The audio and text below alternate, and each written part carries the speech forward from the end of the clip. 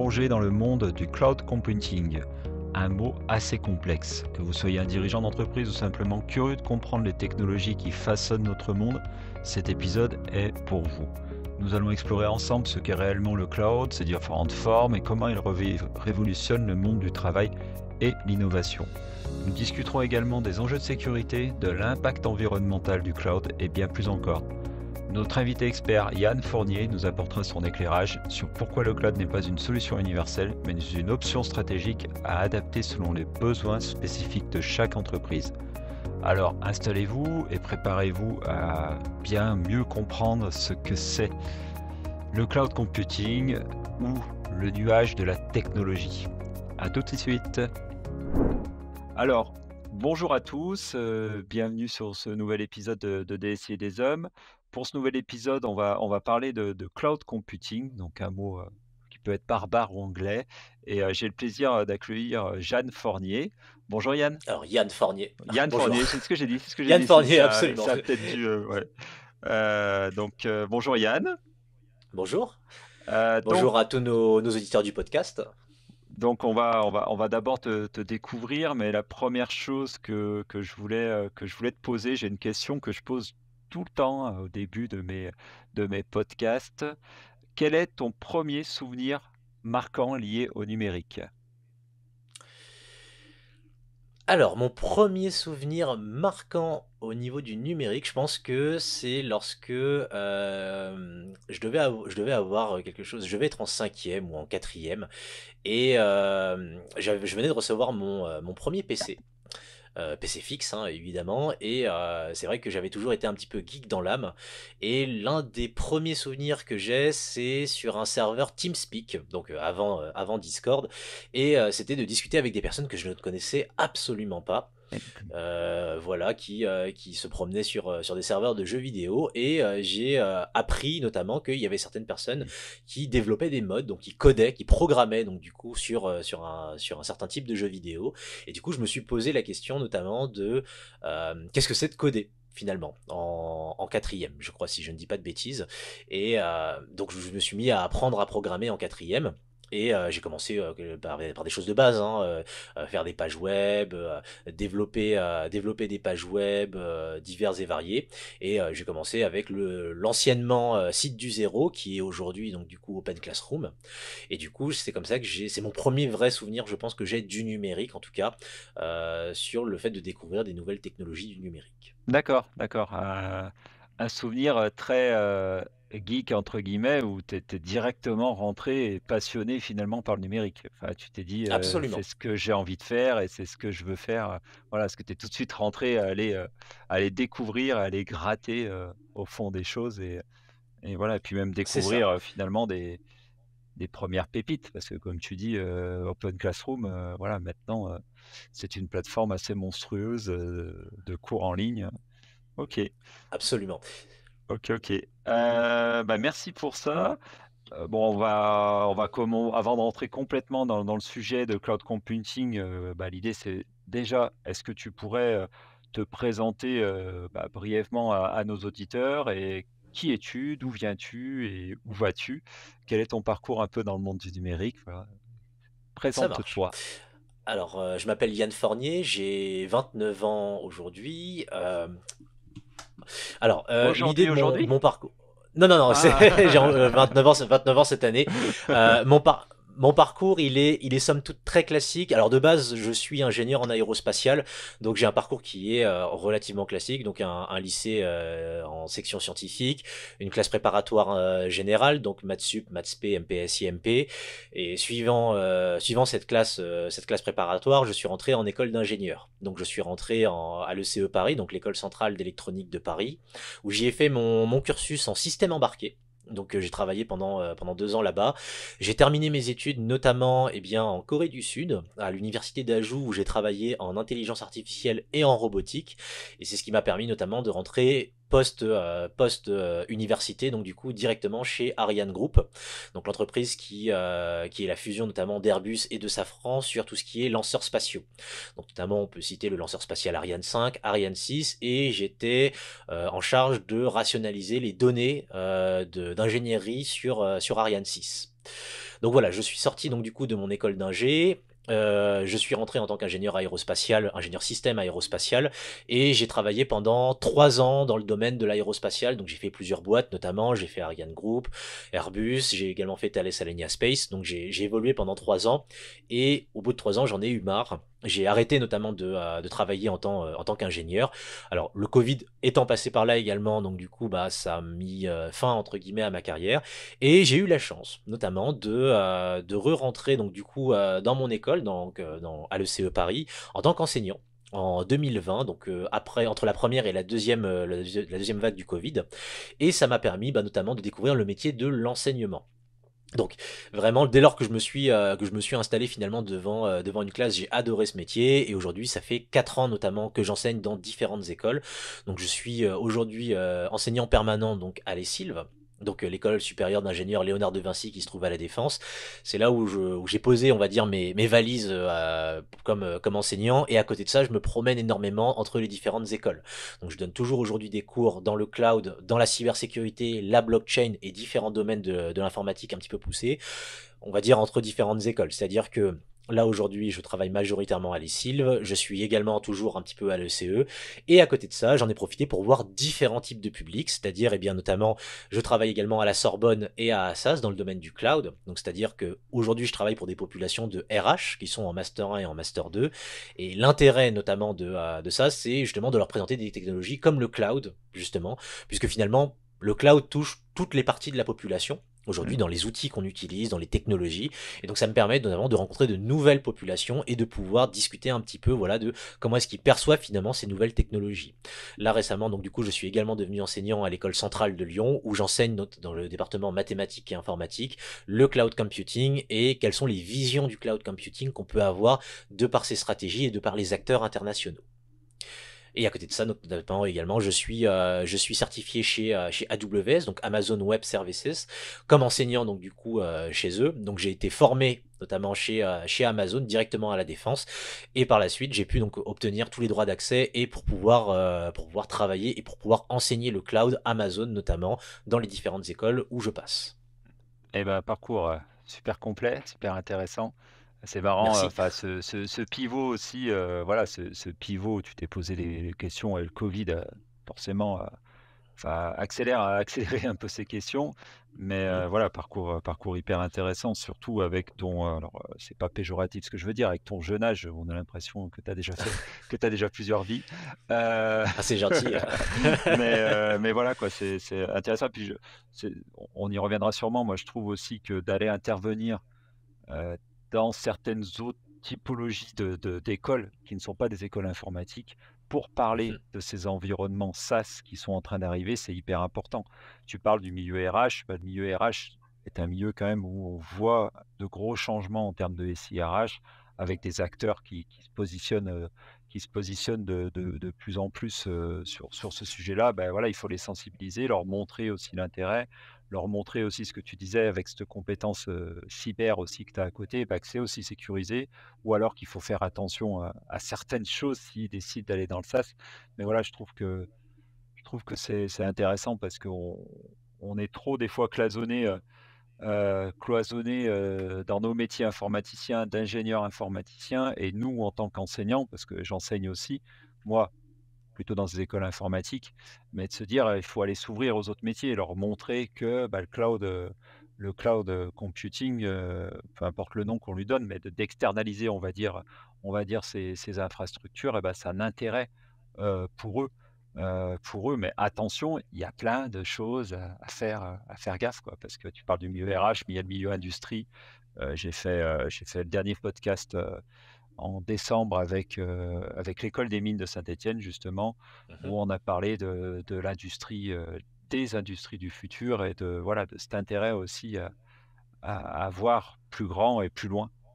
Donc Absolument, c'est-à-dire que finalement, ce qui est très intéressant justement quand on arrive sur des populations qui ne sont pas forcément formées à l'informatique, c'est que aujourd'hui on est dans des populations d'utilisateurs. mmh, C'est-à-dire que on utilise l'application, mais on ne sait pas forcément comment est-ce que ça fonctionne derrière.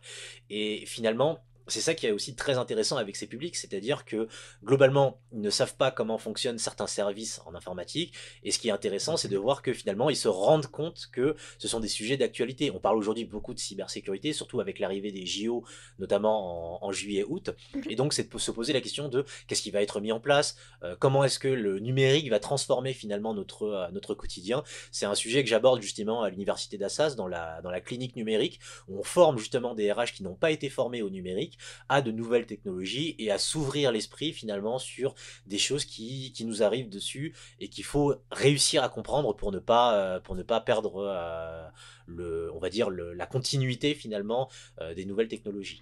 Oui, et puis c'est, je rebondis clairement sur ce que tu dis, c'est qu'il faut pas rater le virage. Enfin voilà, il faut, enfin souvent et alors, peut-être que tu as un avis sur le sujet. Je trouve qu'en France, c'est surtout ce que je connais, on a tellement peur de prendre ce virage qu'on le prend pas. Alors, on le prend pas par méconnaissance, d'où l'intérêt, de ce que tu fais, hein, qui pour moi est plus qu'intéressant.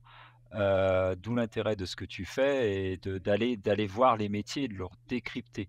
Enfin, c'est aussi ce que je fais moi dans mon métier tous les jours, de consultant, de conseil de DSI externe, c'est de démystifier ce point-là, mais aussi de montrer, ce qui est bien et pas bien. Parce que, enfin, il y a des choses, clairement, je dirais à mes clients: «Il faut pas y aller parce que c'est pas sécure, Mm. parce qu'on ne sait pas où sont hébergées les données, parce que si, les contrats sont pas bons», enfin et cetera et cetera et je pense que nous, on a un intérêt aussi de décrypter, de démystifier, mais par contre, à un moment, il va falloir y aller. Voilà, Absolument. et il va falloir y aller et pas trop tard parce que quand c'est trop tard, bah, ça peut aller à des incidences assez graves, quoi.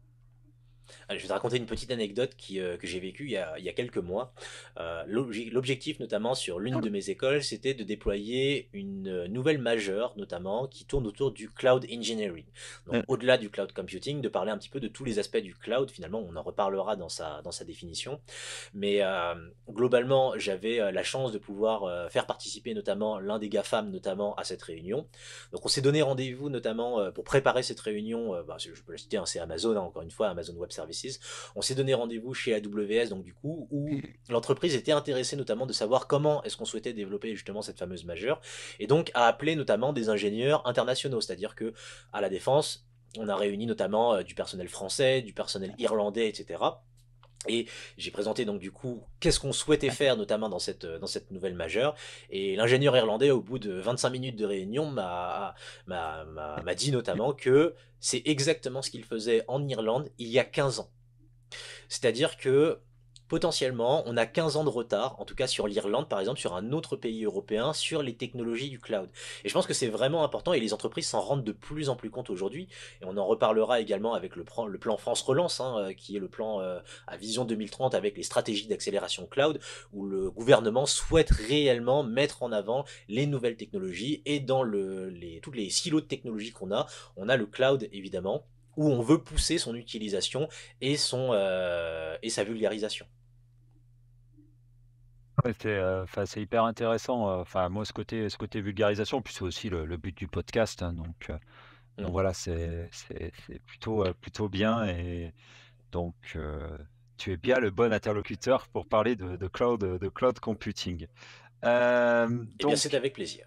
mmh, et bah, justement, est-ce que tu peux un peu nous expliquer simplement ce que c'est le cloud computing et comment ça fonctionne? Alors, avant de parler du cloud computing, je pense qu'il faut revenir un petit peu sur la notion de cloud. Mmh, Puisqu'aujourd'hui, en fait, finalement, tout le monde utilise de près ou de loin le cloud, que ce soit par exemple pour ce podcast, pour l'application que l'on utilise, que ce soit pour le stockage de données. Je pense par exemple à ceux qui sont chez Apple, par exemple, qui utilisent l'iCloud, ou que ce soit Dropbox, Google Drive, OneDrive, donc tous les drives, ou même OVH, hein, finalement, toutes les solutions cloud qu'on utilise. Le cloud computing, pour moi, ça s'inscrit finalement dans cette discipline qu'est le cloud, où il y a énormément de disciplines différentes, que ce soit du machine learning, que ce soit du edge computing, etc., etc. Pour moi, le cloud computing, c'est en gros l'utilisation de services enfin, de services divers et variés, que ce soit infrastructure ou données, ça peut être des bases de données, ça peut être des machines virtuelles, ça peut être différents types, notamment de composants, que l'on va aller chercher notamment chez ce qu'on appelle un cloud provider, et avec la théorie de on va payer seulement pour l'utilisation de ce qu'on va en faire. L'exemple que j'aime bien donner, par exemple, pour le cloud computing, c'est aujourd'hui, on a beaucoup d'entreprises qui ne souhaitent plus, par exemple, avoir leur propre serveur chez eux, leur propre réseau, et donc du coup, vont plutôt confier notamment leur infrastructure physique à ce qu'on appelle un cloud provider. Alors parmi les grands noms, par exemple, on peut retrouver donc Google Cloud, AWS. Pour le cas français notamment, on a OVH. Et donc de confier son infrastructure informatique à un cloud provider pour ne plus avoir notamment à s'en occuper et ne plus avoir à devoir gérer du personnel humain qualifié et des infrastructures physiques qui pourraient risquer de tomber en panne. Je te coupe 30 secondes, Oui.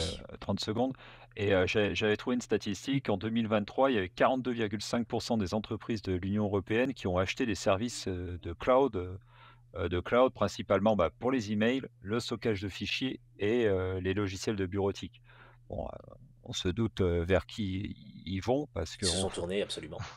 voilà, on se doute, mais enfin ou en faiseur, enfin comme tu dis, on va se retrouver surtout sur du Google et du Microsoft, hein, qui sont ça, mais qui ni plus ni moins depuis maintenant quelques années et que le covid a accéléré aussi, les gens sont beaucoup passés sur des outils SaaS, donc Mm. cloud, vont leur permettre d'héberger leurs données, qui vont leur permettre, d'héberger leurs emails, et aussi les logiciels de bureautique. Donc ça, Absolument.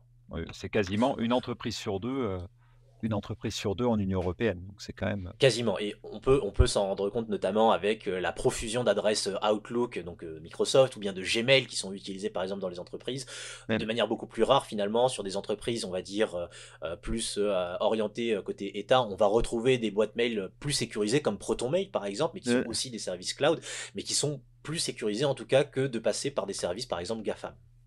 oui, c'est sûr, c'est sûr. Après, c'est un vrai débat et c'est bien de Bien sûr. réorienter sur ça en disant qu'il existe aussi d'autres choses, parce qu'on parle aussi, on y reviendra, bah, tout ce qui est autour de du cloud souverain. En Mhm. France, c'est vrai qu'on on le voit beaucoup dans l'orientation du cloud. On part beaucoup chez les gros, comme tu dis, les GAFA, entre Google, Amazon et Microsoft, parce que je pense que c'est les plus fréquents, on va dire, en termes de gros. Mais voilà, mais c'est comment aussi, l'État, enfin, comment en France on peut arriver à avoir ce cloud souverain. Donc, comme tu dis, il y a OVH, mais il y a d'autres faiseurs aussi comme, ça y est, je l'ai oublié, je crois que c'est Skyway. Heu, Scaleway aussi, oui. ouais, Scaleway, donc voilà, il y a d'autres faiseurs aussi qui le font, mais c'est important aussi de voir qu'il y a d'autres choses en France. Absolument, on a d'autres initiatives, notamment comme Bleu, par exemple, qui est Heu, la combinaison notamment eh bien, de Orange et de Capgemini pour pouvoir développer un cloud souverain européen. On a aussi d'autres initiatives qui démarrent un petit peu partout finalement pour pouvoir créer justement ce cloud souverain, donc d'être à la fois souverain sur la gouvernance des données, c'est-à-dire eh bien, que nos données restent bien en Union européenne, et également sur l'infrastructure, c'est-à-dire d'être capable de pouvoir bâtir des data centers qui soient pilotés alors soit par l'Union européenne, soit par un pays définie notamment par l'Union européenne, mais d'avoir vraiment cette souveraineté européenne et de ne plus être dépendant notamment soit d'un acteur américain, soit d'un acteur chinois. On heu, peut citer par exemple AWS et Microsoft notamment côté américain, et Alibaba et mais Tencent par aussi exemple côté chinois. ouais, c'est Absolument. clair, bah, on sait qu'ils deviennent, en Chine de plus en plus, puissants, et que voilà, à un moment, ils peuvent même rattraper, les AWS et Microsoft. Mais oui, en France, je suis pas sûr que ça soit encore beaucoup, beaucoup utilisé, ces technos chinoises, je suis pas sûr. Alors Hem, ça dépend des entreprises par exemple notamment. Vous avez des grandes entreprises, notamment du luxe par exemple, qui pour leur marché notamment asiatique vont se tourner vers Alibaba. oui, Et pour le marché américain vont se tourner vers un cloud provider américain. En fait, tout va dépendre finalement, et c'est ça qui est très intéressant, c'est que en fonction de des parts de marché de l'entreprise au niveau international, l'entreprise va choisir un cloud provider qui est plus proche, qui a des infrastructures plus proches géographiquement, et bien des pays où elle a le plus fort chiffre d'affaires pour pouvoir s'y implémenter. Mais j'ai eu quelques stats autour justement de l'écosystème du cloud en 2024 par Kinsta, oui, par Kinsta, où en fait il y a eu différentes stats qui ont été faites en 2018, 2019, etc. Et on voit par exemple, bon, en 2019 que les parts de marché étaient autour de 15%, 15-16% pour Microsoft. Mhm. Heu, voilà. Et après, enfin au niveau des SaaS, après il y avait autour de 12% pour Salesforce, 10% pour Adobe, et cetera, et cetera. Et après il y avait tous les autres qui étaient là.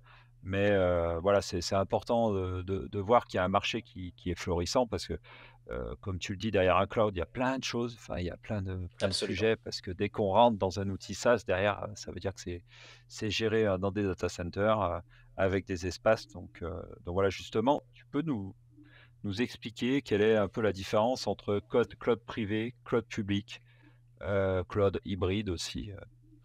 Alors, pour résumer notamment les différents types de cloud, donc pour parler un petit peu des différentes technologies. Un cloud, on va dire plutôt public, ça va être un cloud notamment où on va pouvoir avoir beaucoup d'utilisateurs notamment qui vont pouvoir se connecter à une infrastructure.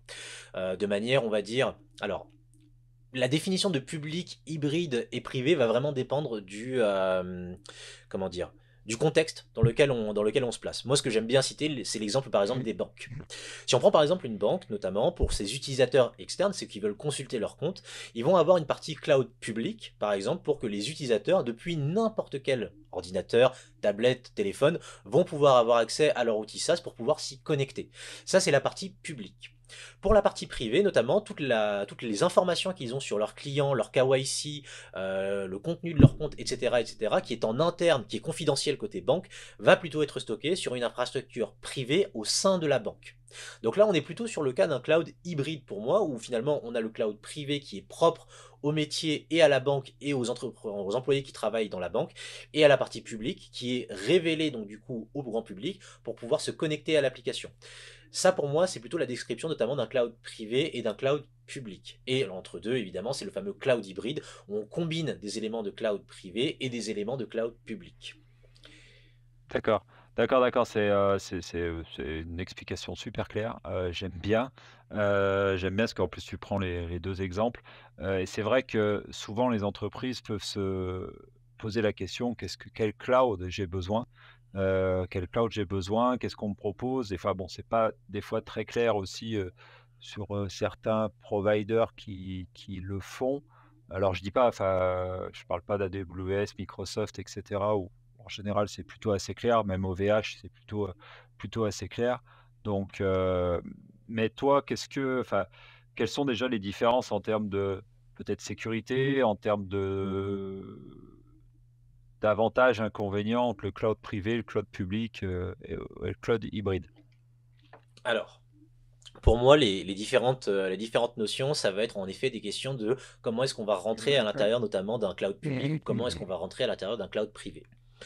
Pour moi, la vraie question, c'est vraiment au niveau de la donnée. C'est-à-dire, en gros, quel type de données est-ce qu'on va traiter? Est-ce que ça va être de la donnée confidentielle? Est-ce que ça va être de la donnée plutôt publique? Est-ce que ça va être des informations qui peuvent être révélées au grand jour, etc., etc. Et je pense qu'il faut d'abord avoir cette réflexion sur la donnée avant de penser plutôt cloud et de se dire, en gros, quel type d'infrastructure est-ce qu'on a besoin.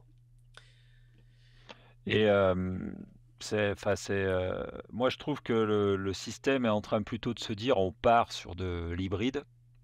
J'ai trouvé, sur les futurs déploiements, on va dire, de modèles de cloud dans les entreprises où, il y aurait 49 des entreprises qui vont faire évoluer leur système d'information vers du cloud hybride.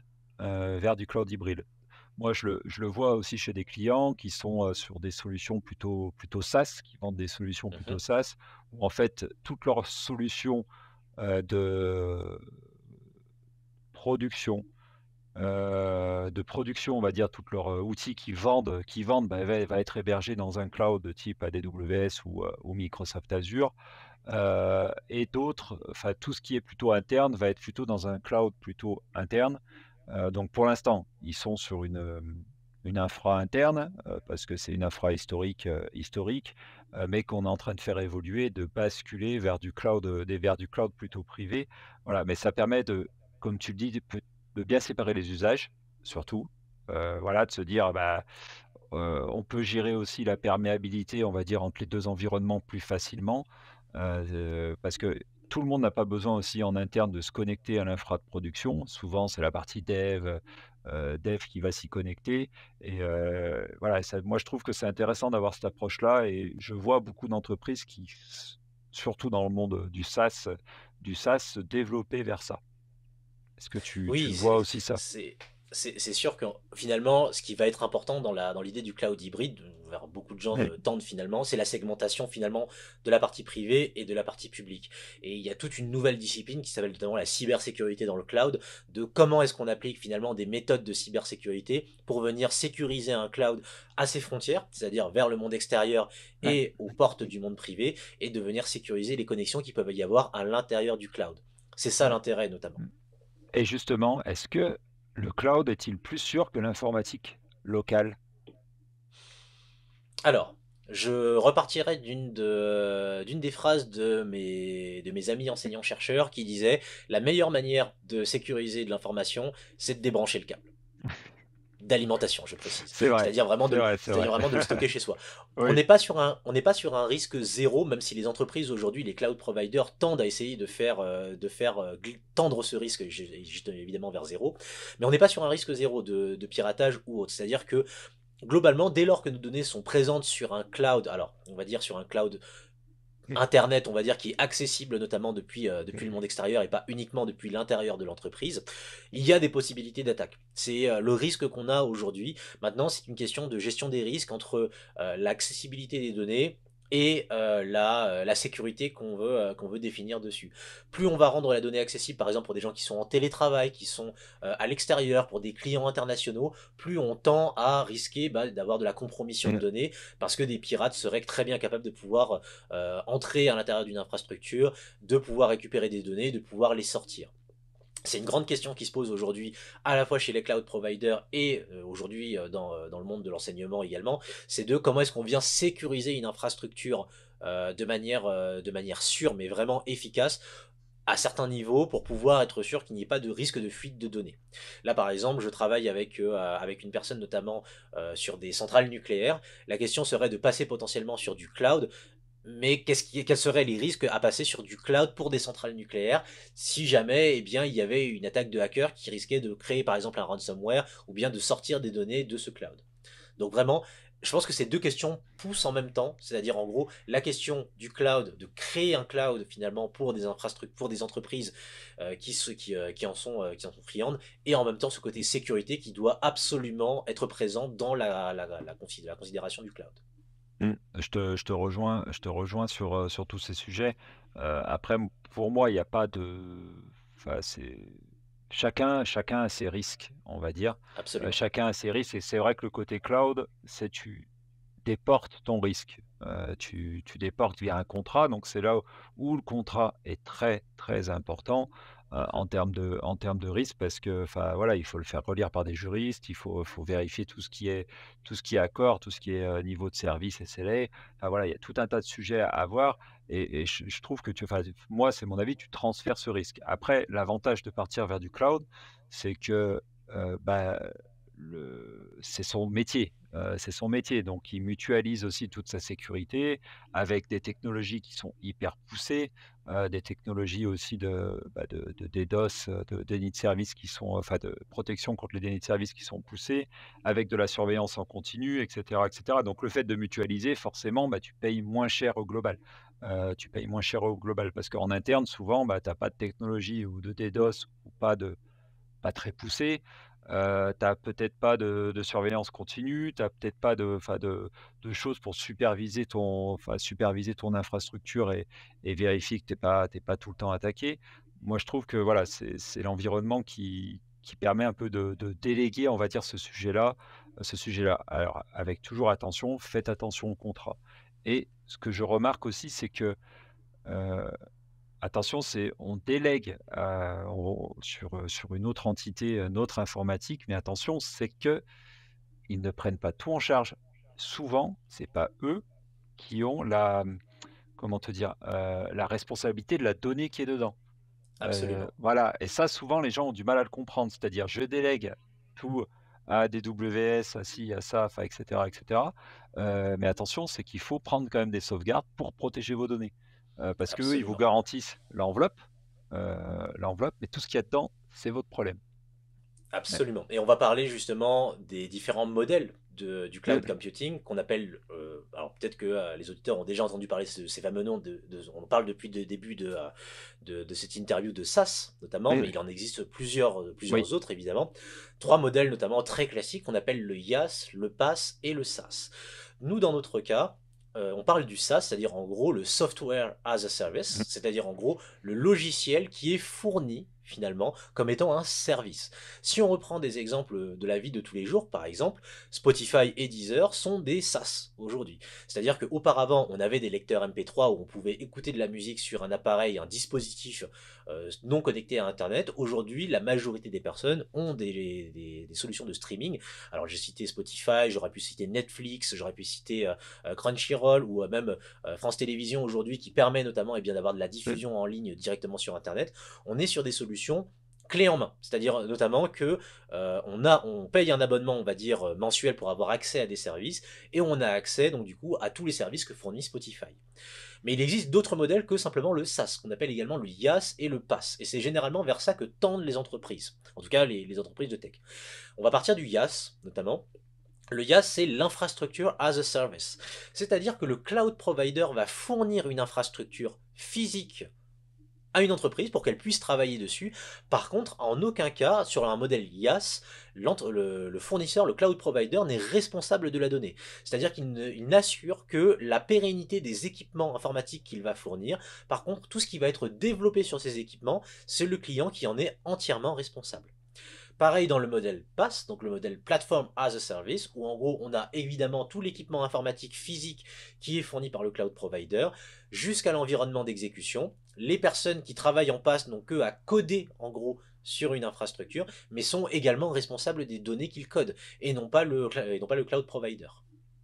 et justement, alors moi, je trouve que ce mot «SaaS» est des fois trop employé. Mhm, Voilà, alors que quand on voit certaines offres qui sont faites, ce n'est pas du SaaS, on est plutôt sur du PaaS, mais, hem, alors déjà, je vais juste poser une question. Où tu mets des outils de type Microsoft 365, Google Workspace, heu Proton, enfin et cetera? Où tu mets ces outils-là? Dans quel type de cloud tu les mets? Parce que derrière, ils proposent du cloud. Alors ça dépend pour moi. Ça dépend en fait de l'utilisation qu'on va avoir notamment de ces outils. Par exemple, notamment si on prend le Google Workspace sur Google Drive, c'est bien de ça Heu, dont tu parles. oui, ouais, c'est ça. En gros, qu'est-ce qui est fourni finalement? On fournit des outils de bureautique comme l'équivalent en gros de Excel, de Word, etc. directement sur le cloud. C'est-à-dire qu'on utilise ces outils et on stocke nos données sur le cloud pour pouvoir notamment faire des fichiers, des fichiers Google Sheet, etc., etc. Ouais. Maintenant, l'avantage, c'est que du coup, quand on rentre un petit peu plus profondément dans ces outils, on découvre de nouvelles technologies, notamment la technologie inhérente à Google Drive, par exemple, c'est le GAS, le Google Apps Script, qui permet de développer en gros Ouais. dans un langage de programmation Google, par exemple, des macros sur Google Sheet, etc., etc. Donc là, on rentre un petit peu plus dans le pass, mais grosso modo, Google fournit les outils pour pouvoir faire du développement sur leur outil comme Google Sheet par exemple. Donc on est, en fonction de l'utilisation, on va plutôt être SaaS ou PaaS, pour Ouais. moi. D'accord, d'accord, mais parce que c'est toujours parce que, par exemple, tu parlais de tout ce qui est fichier Drive, dans de les drives, peu importe le drive, mais ni plus ni moins, demain, si la personne supprime la donnée, avec la limite de la corbeille pendant 3 jours et tout, Mhm. elle est supprimée. Il peut Elle est pas la supprimée. restaurer. Non. Demain, je sais pas, enfin, on synchronise tous ou la plupart nos données, sur, notre, explorateur, voilà, avec, les outils de Google Drive, OneDrive et cetera qui permettent de synchroniser et l'avoir sur ton PC. Mhm. Demain, j'ai un ransomware qui vient sur mon poste, il va aller crypter ces données-là et donc la personne peut perdre ces données. Et c'est là où c'est la limite de compréhension de tout le monde dans tout ce qui est dans le cloud.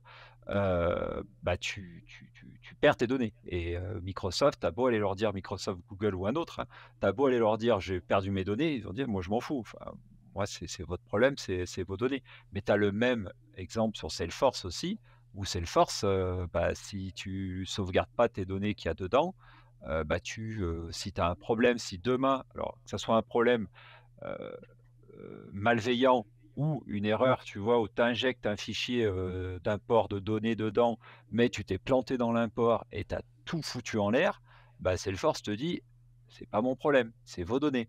Voilà Absolument. et je trouve que enfin, nous, c'est notre rôle de sensibiliser et de bien faire attention et de le dire à tout le monde. Mais je trouve que d'un côté, des fois, alors je vais me faire peut-être taper dessus après, c'est pas grave, les providers et les revendeurs de solutions n'insistent pas assez là-dessus. Alors en plus, ça leur permettrait d'avoir un discours commercial, différent et d'apporter un peu plus de valeur, c'est-à-dire et même de prestations en plus parce qu'après tu vends une solution de sauvegarde et cetera et cetera. Mais voilà, moi j'ai besoin d'insister là-dessus parce que je vois trop de clients qui sont en galère des fois parce que, bah, les données elles n'existent plus, quoi. Alors, ce qu'il faut bien se rendre compte, c'est que, ouais, évidemment, bah, les cloud providers ont pris en compte cette problématique, notamment par exemple sur des ransomware.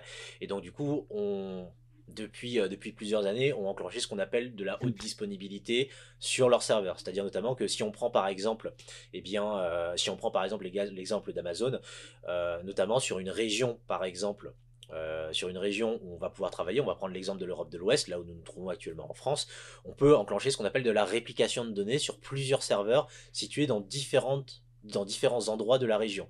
Pour l'exemple d'Amazon, notamment, on a de la réplication qui peut se faire en France, à Londres, en Espagne et en Suisse également.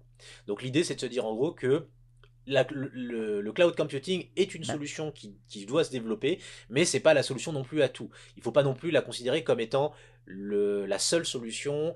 Il faut pas oublier non plus, par exemple, des solutions comme de la gestion de configuration, où on va par exemple venir archiver ces données régulièrement sur des solutions autres que potentiellement du cloud pour Mmh. pouvoir garder des backups déconnectés.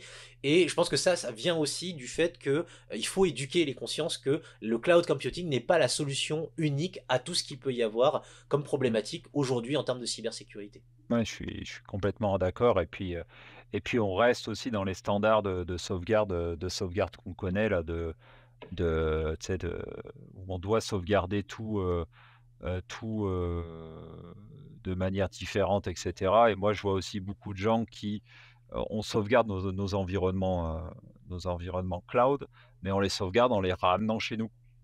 Oui, Voilà, en les ramenant en interne, comme ça permet d'avoir quelque chose, même si au bout du compte, c'est rare qu'on s'en serve, mais au moins on les a et on est sûr d'avoir ce côté-là et de se dire: «Bah, si demain, j'ai un problème sur mon cloud et bah, je suis capable de redémarrer, d'avoir mes données et de pouvoir faire quelque chose». Donc pour moi, je pense que absolument. C'est ce que j'utilise comme méthode, c'est-à-dire qu'en gros, j'utilise la méthode du 3-2-1, ouais, trois zones de stockage différentes, deux zones différentes en termes de physique, et un support totalement déconnecté du reste de mon ouais infrastructure. et De je telle rajoute manière à un ce que... truc, moi, je te Oui, coupe, je rajoute un truc, je vas-y, rajoute le zéro pour zéro erreur, pour le zéro 3-2-1 erreur. zéro pour 3-2-1-0 parce que souvent on fait ça, c'est très bien, c'est fait, mais on supervise pas. Non, Donc voilà, il faut vérifier qu'il y ait bien zéro erreur et que voilà, que tes sauvegardes se passent bien et que tu puisses bien le faire. Mais je suis complètement absolument. d'accord avec toi, mais même sur le cloud, il faut le faire, faut mettre en place des sauvegardes et ça, les gens l'oublient trop, ou le font pas pour des raisons de coût On ne le aussi, fait hein. pas. Pour des raisons de coût, ça demande aussi à avoir une infrastructure potentiellement chez soi, d'avoir des disques durs. Ces disques durs eux-mêmes Heu, peuvent tomber en panne. heu, Voilà, c'est une question toujours de gestion des risques. Pour heu, nous qui sommes, on va dire, sensibles à la cybersécurité et au fait de perdre potentiellement des données par ransomware ou bien par une attaque informatique, globalement, on a besoin d'avoir ce backup, cette sécurité. Mais c'est pas évident pour tout le monde. C'est-à-dire heu, que finalement, dans l'imaginaire de beaucoup de gens, le cloud, ça va résoudre tous les problèmes. Et oui, finalement, si on me vole mon téléphone, bah, j'ai tout synchronisé sur l'iCloud. Et du coup, il n'y a pas de problème. Et heu, pour la majorité des cas, dans la majorité des cas, c'est vrai. Mais il ne faut pas oublier notamment que on reste sur une technologie basée sur Internet, donc accessible par énormément de personnes, heu. dont des personnes malveillantes. Il faut savoir s'en prémunir. Non, mais enfin, ça, je te rejoins, d'accord, complètement. Un autre sujet qui est toujours lié, on a parlé de cyber, de cloud et cybersécurité et cette importance un petit peu d'être le plus sécure et puis, voilà, de trouver les bonnes solutions, de bien vérifier, tout ce qui est contrat et cetera. Voilà, enfin, tout ce qui peut faire, la notion de sauvegarde. Hem Et l'avantage, inconvénient et ce que tu dis, c'est tout n'est pas faisable aussi via le cloud, hein. Ça, il faut aussi que les gens s'en rendent compte et il y a un autre sujet, est-ce que le cloud est plus durable? Parce que c'est un sujet un peu majeur, on en parle beaucoup, mais quel Alors, est quel est ton avis? on parle de durabilité d'un point de vue écologique. Oui, d'un point de vue écologique, ouais. Ouais, d'un point de vue écologique. C'est une très bonne question. Le problème du cloud aujourd'hui, c'est que ça requiert des infrastructures de plus en plus complexes Ouais, et de plus en plus coûteuses, à la fois en termes de matériaux et à la fois en termes d'électricité. ouais. Si on prend un exemple notamment, je vais parler du data center, du récent data center de la NSA notamment, qui se trouve, alors je ne sais plus dans quel état aux États-Unis, mais qui fait à peu près la taille de trois montagnes en termes de taille et qui pourrait stocker jusqu'à un zeta-octet, on va dire, plus d'un zeta-octet de données, qui pourrait contenir en gros toutes les informations présentes sur Internet jusqu'en 2027-2028. Bon, le problème de ça notamment, c'est que ça nous consomme énormément d'électricité et c'est une vraie question finalement de la durabilité du cloud a fortiori. Maintenant, la question c'est qu'est-ce qui coûterait le plus cher? Est-ce que ce serait une infrastructure, est-ce que ce serait un grand nombre d'entreprises qui posséderaient leur propre infrastructure informatique et donc du coup qui créeraient notamment également du coup chacun des serveurs de leur côté et donc du coup de la consommation électrique ou bien un endroit centralisé où globalement on pourrait couper et rallumer des serveurs par rapport à la charge qui est utilisée. Je vais donner mon simple avis et je pense, Le enfin vraiment d'un point de vue purement personnel, j'ai pas fait plus de recherches notamment sur ce sujet. Je pense que globalement le cloud aujourd'hui s'inscrit dans une démarche de développement durable dans le but où finalement on va déposséder finalement les entreprises de leur matériel informatique à proprement parler et donc on va recentraliser la consommation électrique à un endroit notamment au niveau des data centers. Maintenant, ça pose des questions aussi, évidemment. On pensera notamment aux data centers qui ont été placés dans l'océan, notamment pour des questions de refroidissement. Et donc, forcément, ça pose la question de quel impact finalement sur l'écosystème et sur l'écologie. Oui, enfin, je peux que t'appuyer tout ce que tu dis et c'est pareil, c'est un peu compliqué ce sujet-là. On a des stats, on sait pas trop. Enfin voilà, on voit ce que consomme, on va dire, le cloud parce que, heu, selon un article là de Earth.org, la demande en énergie du secteur technologique pourrait atteindre 20 de la consommation mondiale d'électricité d'ici 2025 contre 7 il y a quelques années. On voit aussi que les émissions mondiales de cloud computing représentent entre 2,5 et 3,7 de toutes les émissions mondiales de gaz à effet de serre et en comparaison, les émissions des vols commerciaux sont d'environ, 2,4. Donc on a ces chiffres du cloud, mais il y a tous les autres chiffres aussi qu'on voit pas quand on fait de l'interne parce que construire faire des serveurs, faire des serveurs, des choses comme ça a aussi un gros impact, qu'on connaît et c'est compliqué. Après on va regrouper des Mm. infrastructures au même endroit, donc forcément ça va baisser d'un côté pour augmenter de l'autre. Enfin voilà, il y a tout un tas de sujets et je pense c'est encore un peu trop tôt pour sentir la chose. Bon, en 2013, il y a une étude qui a été financée par Google qui a dit que le déplacement des applications logicielles couramment utilisées vers le cloud permettrait de réduire la consommation d'énergie de 87. Ouais, c'est une étude de Google, donc Voilà, on c'est peut toujours. un peu juger parti, donc voilà et bon, je pense que c'est un peu tôt. Moi, je pense qu'il y a des avantages quand même à passer et aller vers le cloud en termes d'infrastructure et cetera. Mais après, je pense qu'il faut aussi rendre nos data centers plus green et puis surtout les, heu, les remplir parce que je reste persuadé qu'il y a beaucoup de data centers qui sont encore trop vides.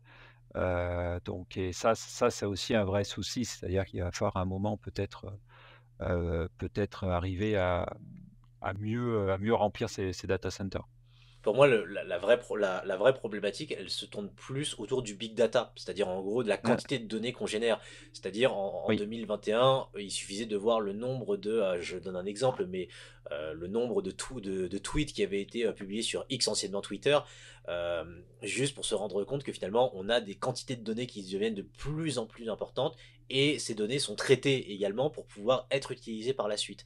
Aujourd'hui, on est dans un phénomène de déluge de données où finalement la méthode scientifique ne nous permet plus de pouvoir traiter toute cette quantité de données. Et il faut bien la stocker quelque part, cette donnée. Comme heu, on dit, quand on met quelque chose sur Internet, ça y reste à vie. Et bien évidemment, toute information que l'on va mettre, que l'on va publier ou que l'on va utiliser, va rester stockée quelque part dans un data center. Et on diverge bah, complètement finalement en termes de quantité de données que l'on génère tous les ans. Et mmh. ça va Ah et continuer à puis s'accélérer. toutes les données enfin tout ce que tu dis qui ne sont jamais utilisées. Moi, Absolument. enfin, je fais beaucoup la chasse, avec mes clients sur ces sujets-là. C'est-à-dire pourquoi vous gardez cette donnée? Enfin, pourquoi vous la notez? Quel est l'objectif de la garder? Je trouve qu'on stocke de plus en plus de données, donc comme tu dis, ça prend de plus en plus de place et cetera, mais qu'on n'en fait rien. Donc Absolument. Alors, il y a un cadre aussi législatif à devoir oui. noter, mais c'est pas le cas évidemment de tout le monde. Par exemple, dans le cadre dans le cas de la santé, du médical, un hôpital par exemple a obligation légale de conserver un dossier patient pendant une dizaine d'années. Et donc, Heu, forcément, toutes ces informations, ne serait-ce que par exemple, je sais pas moi, pour une carie par exemple, il faut conserver le dossier d'un patient pendant une dizaine d'années. Bon, ça peut, enfin, ça, c'est, on va dire, logique en termes législatifs, mais aujourd'hui, beaucoup d'entreprises conservent des données aussi, parce que c'est historique, parce que c'est compliqué de s'en séparer, parce qu'il y a un côté historique, on pourrait encore en avoir besoin, etc., etc. Et on accumule de la donnée au fur et à mesure. Donc ça s'adresse notamment à la discipline du data management, de venir nettoyer régulièrement ces data centers, ces mails, ces serveurs, parce que tout ça, ça prend de la place sur des serveurs et ça consomme de l'électricité. Et finalement, on n'a pas besoin d'avoir toutes ces données présentes, ou bien d'essayer de les compresser pour essayer de réduire leur empreinte heu, carbone. ouais, je suis complètement d'accord. Il y a cet enjeu, comme tu dis, légal. Bah, de toute façon, la RGPD en Europe nous dit, bah, il faut que tu, supprimes tes données, enfin régulièrement. Après, c'est à définir suivant le traitement de données. Mais voilà, il faut aussi pour des contraintes, comme tu le dis, écologiques, de faire du nettoyage, mais aussi de productivité, hein, pour moi. Mm. Quand on a trop de données, ben, on s'y perd et voilà, on sait plus où chercher. Donc voilà et puis avec l'arrivée de l'intelligence artificielle, avec l'arrivée, de plein d'autres choses, bah, on a encore de plus en plus de données. Donc voilà, il va falloir aussi, bah, trouver un moyen de rationaliser tout ça. Je Absolument. Bah, c'était des questions que j'avais notamment dans de grandes entreprises. Donc, par exemple, heu, notamment, je voyais des personnes qui s'échangeaient des données par mail, des données qui pouvaient différer d'une personne à une autre. Et forcément, ça créait beaucoup de données. Et plus personne ne savait se retrouver forcément dans qu'est-ce qu'on utilise, quelle est la donnée source et qui l'a traitée. Et donc, ouais, c'est vrai. Mmh. c'était mon métier lorsque j'étais ingénieur de data manager, d'être capable de rationaliser les données, de les organiser et de faire à ce que chaque personne soit responsable de son scope sans dépasser, et qu'on soit capable de pouvoir retrouver, de tracer justement ces fameuses données. Beaucoup de pédagogie à avoir sur ces sujets-là, tu sais? Ou comme, avant, on va dire, dans un temps où tu connais peut-être un peu moins que moi, mais c'était tu sais, où tu avais tous les fichiers Word avec, version 1, version 2, De version version 3 parce que 3. tu pouvais pas collaborer. Maintenant, bah, avec des outils, collaboratifs et bah, tu peux, partager, travailler en même temps et en plus ne plus avoir cette notion de version, mais par contre pouvoir dire: «Tiens, j'ai fait une erreur ou je veux revenir sur une version d'avant» et bah, hop, tu choisis et tu vas chercher ta version d'avant pour la restaurer à côté. Voilà et c'est tout ce côté aussi pédagogie, accompagnement, formation qui est important auprès de tout le monde, de l'utilisateur ou du dirigeant pour aussi lui expliquer nous et c'est notre rôle à nous ou les futurs aussi que tu enfin les futurs, employés, enfin les futures personnes employables qui vont arriver sur le marché que tu formes, c'est de les sensibiliser un petit peu à ces nouveautés et de leur dire que déjà de pas en avoir peur et de se dire que, bah, il f ça existe donc utilisez-la quoi. Mais je vois encore trop C'est de gens qui, tu as 18 versions, du même document qui est envoyé par mail donc qui est retraité, ou en local sur le poste ou sur le drive perso de la personne et cetera. Enfin, ouais, C'est ça, c'est c'est- en fait, c'est là où, où ça pose potentiellement aussi problème, c'est que nous, on est, enfin, on va dire, on est éveillé par rapport à ces technologies, leur Mm. utilisation, leurs risques et leurs dangers. Là où, malheureusement, beaucoup de gens prennent encore, on va dire, trop de temps ou sont encore sur des anciens modèles, et forcément, ça fait perdre en efficacité, notamment de devoir retrouver ces documents ou bien de les traiter selon un process un peu vieillot Ouais. qui pourrait, permettre enfin, avec les nouveaux process, de gagner plusieurs jours Mm. hommes de travail. Et donc forcément, ça passe évidemment par de la pédagogie et par montrer que finalement il existe d'autres moyens et on peut être plus efficace sur son travail. Mm. Ouais, c'est sûr. C'est sûr, c'est sûr. Je vois le temps qui tourne, Mhm. et j'ai encore quelques questions à te poser, 2 encore sur la partie, cloud et puis après, 2 plus personnelles entre guillemets. Ça marche. Je voulais parler un peu d'innovation et d'avenir du cloud. Mhm. Heu, Quelles, innovations récentes toi tu as vu dans le cloud et que tu trouves passionnantes là? Qu'est-ce que tu vois arriver? Qu'est-ce que tu vois, ouais. Alors, moi, ce qui m'a passionné, l'une des dernières innovations que j'ai pu voir, notamment, alors, il y en a deux, on va dire, Mmh. dans ce domaine. La première, c'est la passerelle entre la Chine et les États-Unis. C'est-à-dire notamment que, on sait que le climat géopolitique peut être un petit peu compliqué, notamment C'est entre sûr. les Américains et les Chinois, mais il y a toujours cette question de, finalement, du point de vue de l'industrie et de la communication, il y a besoin d'y avoir des liens, notamment entre les cloud providers américains et les cloud providers chinois. Et moi, ce qui m'a beaucoup surpris, c'est de savoir qu'il existe un outil aujourd'hui qui s'appelle China Gateway, qui permet de faire la connexion entre les clouds américains AWS et le cloud d'Alibaba, qui permet justement de pouvoir faire transiter de la donnée entre ces deux cloud providers malgré la situation géopolitique. Donc Ouais. ça pour moi c'était déjà une première belle découverte de voir que malgré les tensions qu'il peut y avoir, eh bien, il y a cette volonté quand même de collaborer justement dans le domaine de l'informatique. Donc ça c'est la Ouais. première chose.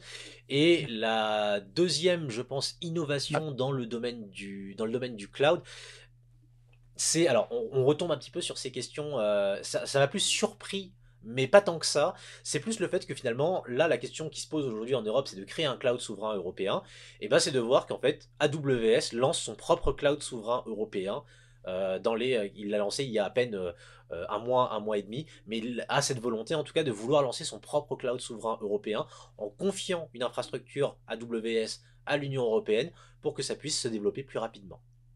C'est, intéressant ce que tu dis, ça parce que, heu, les GAFAM sont souvent pointés du doigt, pour leurs, problématiques RGPD, voilà et autres et on voit de toute façon, certains qui bougent, donc là tu nous montres qu'ADW bouge pour, vraiment aussi, bah, avancer.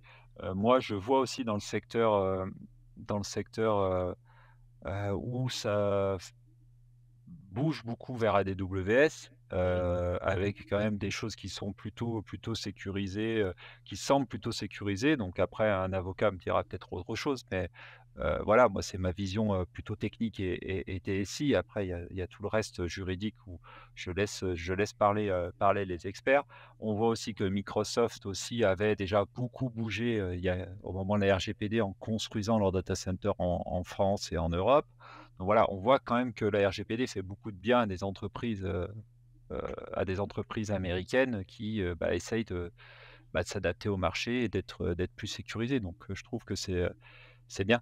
Elles sont très Donc, réactives par rapport aux lois votées en mmh, Union européenne. Les deux exemples qui me reviennent en tête là, qui ont été votés d'ailleurs enfin, qui ont été mis en application en septembre 2023, c'est le Data Act et le Data Governance Act oui, qui empêchent la sortie de données, notamment de l'Union européenne, par exemple, vers oui, les États-Unis. Donc, elles sont très réactives, les entreprises des GAFAM sont très réactives vis-à-vis des lois notamment qui sont appliquées oui. et qui sont mises en application justement en Union européenne. Mmh. Ouais, oui, non, mais c'est plutôt intéressant de voir aussi que, bah, finalement l'Union européenne arrive à faire bouger aussi ces GAFAM, hein, qu'on pensait Absolument. pas qu'on arriverait à faire bouger et finalement enfin GAFAM, je parle surtout moi de Google, D'Amazon, de Microsoft, oui. Microsoft, les autres c'est un peu différent parce on est moins sur l'aspect entreprise quand même, quoique, mais avec Facebook, Apple si, Apple si, même s'ils sont peut-être moins poussés en termes de cloud enfin en cloud d'entreprise que peuvent l'être, Amazon et Microsoft. Mais bon, je les connais peut-être un peu moins, donc voilà. C'est l'avis que OK. j'ai aussi, en tout cas. Mouais. Et c'est pour Bon, ça bah, très qu'ils bien. se positionnent. C'est aussi pour ça qu'ils se positionnent comme troisième acteur du marché, derrière Amazon, Microsoft, Google et Et Alibaba. mouais, tout Alibaba à arrive fait. en quatrième position. Oui, ouais, Alibaba, on l'oublie trop. Heu, Oui, on l'oublie trop, mais je pense que dans quelques années, on l'oubliera pas. Heu, absolument. OK, on arrive à la fin, Yann. Oui, Enfin, déjà, merci bien pour ces échanges et ces explications. On pourrait encore évoquer plein de choses autour de absolument. tout ça. Je pense que, Il y a voilà, il y a énormément de choses, pas oui. il y a énormément de choses. Alors, j'ai 2 questions un peu plus, «personnelles» entre guillemets. Est-ce que tu aurais un livre, un ouvrage, un film, une série à nous conseiller, que ça soit en rapport avec le cloud ou pas du tout, hein, donc ça, il y a pas de sujet. Alors, en particulier sur le cloud, hum, j'avoue que j'ai pas d'ouvrage à proprement parler, de référence qui pourrait vraiment. Mais Je cherche, hein, mais c'est pas forcément dans le domaine du cloud. Euh, c'est pas grave si tu as un livre qui t'a inspiré, que ça soit, par rapport à ton métier ou autre chose, moi ça me va, hein. alors, moi, je vais prendre, dans ce cas-là, je vais prendre un film que j'ai regardé énormément de fois et qui qui m'a fait poser des questions quand j'étais beaucoup plus jeune. Je vais parler de War Games, qui est un film, notamment. Donc, je crois que c'est la deuxième version où, en gros, le synopsis du film, c'est on confie la possibilité à des drones américains de pouvoir bombarder des positions basées sur de l'intelligence artificielle. Et tout le film tourne autour de finalement comment est gérée justement cette intelligence Mmh. artificielle et quelles sont les questions qui se posent d'un point de vue éthique. Alors c'est un film qui se regarde, on va dire, qui peut se regarder très légèrement, mais qui force à se poser des questions, notamment sur l'intelligence artificielle, qui se posaient déjà des questions il y a une vingtaine d'années et qui sont toujours d'actualité aujourd'hui. Donc Mmh. pour moi c'est le film que je donnerais en référence. En tout cas je pense qui m'a orienté dans le domaine de la réflexion éthique aussi autour de l'intelligence artificielle. Donc en même temps, je suis en train de regarder, mais c'est un film, oui, qui a été première fois sorti en 83. Oui, Donc voilà, et qui a été réédité en 2008 et en 2019, derrière. Mais bon, voilà, on voit quand même qu'en 1983, il y avait déjà ces sujets qui sont, d'actualité, hein, parce que les drones absolument. pilotés par intelligence artificielle, on y est malheureusement en plein dedans, par l'actualité qui nous le prouve. OK. OK, et ça me je sais plus si je l'ai vu. Enfin, je le regarderai, Je fais même avec. une petite référence à un article qui est sorti il n'y a pas si longtemps. L'armée américaine a essayé de le faire, c'est-à-dire qu'en gros, elle a équipé un drone, enfin dans une simulation évidemment, hein, Mmh. elle a équipé un drone d'une intelligence artificielle pour aller bombarder des positions, notamment dans un simulateur, et l'intelligence artificielle a eu comme réaction, notamment, d'aller bombarder la tour de contrôle plutôt que d'aller chercher sa cible. D'accord, OK, Voilà. Donc pour OK. moi, c'est un exemple flagrant, notamment, que ce film était visionnaire déjà à son époque et Mmh. qu'aujourd'hui, on fait des tests, notamment avec de l'intelligence artificielle et de l'armement, et on voit où est-ce que ça peut nous mener. D'accord, OK, super. Super, super. Et donc dernière question, est-ce que tu aurais un invité à me conseiller pour un de mes prochains podcasts? Un invité. Alors, ce serait dans quel domaine? Heu, numérique, numérique au sens large, sur un sujet, que tu te dis: «Bah, tiens, ça serait bien de l'évoquer sur tous les sujets qu'il peut y avoir autour du numérique». Je te pose des questions pièges, hein. Ouais, j'y ai pas du tout pensé. Euh, je vais te recommander. Alors, c'est un autre prof également avec qui on a travaillé notamment. Je vais te recommander Antoine Séverin, qui est aujourd'hui également enseignant en freelance et qui du coup Mmh. se promène un petit peu dans différentes écoles et qui lui a une vision beaucoup plus. Alors lui, il vient du monde du réseau. C'est-à-dire, en gros, pareil, il Ouais. travaille notamment dans les domaines du cloud, mais il a plus eu un rôle à jouer, notamment dans tout ce qui est infrastructure réseau, mais qui est, je trouve, en tout cas, une personne très humaine et très pédagogue par rapport à ce qu'elle explique. Donc c'est voilà, Oui. c'est mon point de référence. Très bien, très bien, très bien. Eh ben, écoute, je te remercie. On arrive à la fin de l'épisode où, les gens peuvent te retrouver. Eh bien, les gens peuvent me retrouver sur LinkedIn, tout simplement, Yann Fornier. J'ai pris la décision, à la fois d'un point de vue professionnel et d'un point de vue personnel, de me couper un petit peu des réseaux sociaux et vraiment de recentrer. Donc, globalement, je me sers encore des réseaux sociaux dans l'axe messagerie pour communiquer avec des personnes, mais globalement, finalement, ce sera plutôt sur LinkedIn parce qu'en gros, toutes mes pages en fait sont devenues inactives parce que finalement, j'ai plus ressenti le besoin de passer du temps sur Ça les réseaux marche. sociaux, mais plus vraiment de me consacrer à la vie extérieure finalement que le cloud, que l'informatique, et de me reconnecter finalement au monde extérieur. Bah, je mettrai le lien de ta page, LinkedIn pour que les gens puissent, voilà, venir te poser des questions, continuer d'échanger avec toi et voilà. Voilà, Bah, bah, ce écoute, sera, ce sera avec plaisir, hein. Si jamais l'Audima souhaite venir me poser des questions sur LinkedIn, ce sera avec très grand plaisir que j'y répondrai. bah, je te remercie encore une fois Merci à toi, Nicolas. à bientôt. À bientôt, Nicolas. Merci à toi. Merci. Merci. C'est tout pour aujourd'hui sur DSI et des hommes. Nous espérons que cette discussion avec Yann Fournier vous a éclairé sur le vaste et le dynamique univers du cloud computing. Comme nous l'avons bien entendu, dans le cloud est bien plus qu'une simple technologie, c'est une solution stratégique qui, lorsqu'elle est bien adaptée, peut transformer radicalement une entreprise. Et l'inverse aussi est possible. Mais n'oubliez pas, chaque entreprise est unique et il en va de même pour les solutions technologiques. Avant de partir, nous invitons à vous réfléchir à la manière dont le cloud pourrait s'intégrer dans votre stratégie d'entreprise, tout en considérant son impact sur l'environnement et aussi, bien entendu, sur toutes les questions de sécurité. Merci de nous avoir écoutés et restez connectés pour de prochains épisodes de DSI et des hommes. À bientôt!